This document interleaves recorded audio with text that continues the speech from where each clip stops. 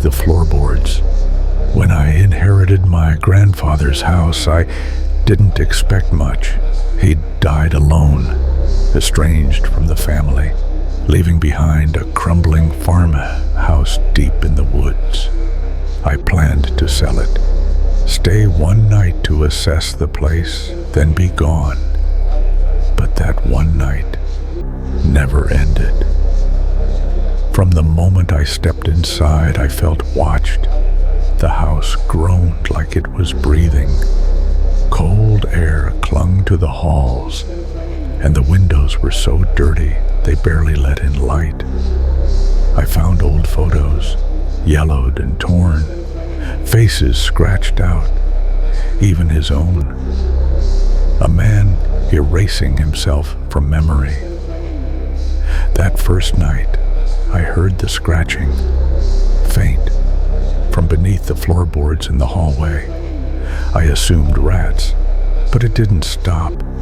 It grew louder, desperate, scraping, clawing like something trying to get out or in. At 3:12 a.m., it stopped. Then came the whispering, muffled voices, like a conversation happening just below me. I pressed my ear to the floor and heard my name, not spoken, hissed. I jumped back. The floor felt warm where my ear had touched it. I barely slept. In the morning, I pried open the floorboards where the sounds came from. Nothing but dirt. But deeper, I found a small wooden box, sealed tight with rope and nails. No lock, no markings. I should have left it alone. I opened the box. Inside were photographs. Dozens. All of me. Sleeping, brushing my teeth, staring at the TV.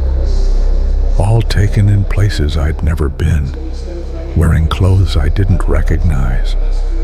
In the back of every photo, a pale, dark-eyed figure stood in the shadows, watching me.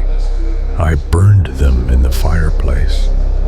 That night the floorboards bled. Thick, black liquid oozed between the cracks, reeking of rot. The whispering turned into weeping, long, ragged sobs echoing from beneath the house. Then came the knocking, not on the doors, from under the floor, soft, slow, deliberate. 3 knocks, pause, 3 more. I tried to leave. My car wouldn't start. Phone had no signal. The woods outside felt wrong, silent, like even the animals knew not to come near. The next morning, the box was back in my room. This time inside was a tape recorder. It clicked on by itself and played a voice that sounded like my grandfather. I tried to keep it locked. I failed. If you're hearing this, it already knows your name. I threw it against the wall. It shattered, but the voice kept playing. Don't answer the knocks. Never look into its eyes. That night, I heard footsteps pacing beneath the floor. Faster, heavier, scraping wood. I screamed, begged whatever it was to leave me alone. Then silence, until the hatch to the basement creaked open by itself. I don't remember going down the stairs, but I woke up in the basement, lying on the cold cement. The walls were covered in hundreds of handprints, child-sized. In the center of the room stood a mirror, but it didn't show my reflection. It showed a room identical to mine, but empty. Then, slowly, I watched myself walk into the frame. Only it wasn't me. Its eyes were black voids, its mouth torn open far too wide, raised a hand and waved. Since then, I don't sleep.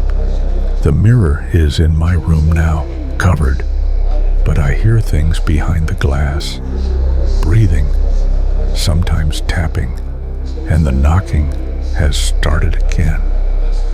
Last night I answered it. Now the house is silent, peaceful, but I know I've made a mistake because today I looked in the mirror and my reflection is still waving, but I haven't moved.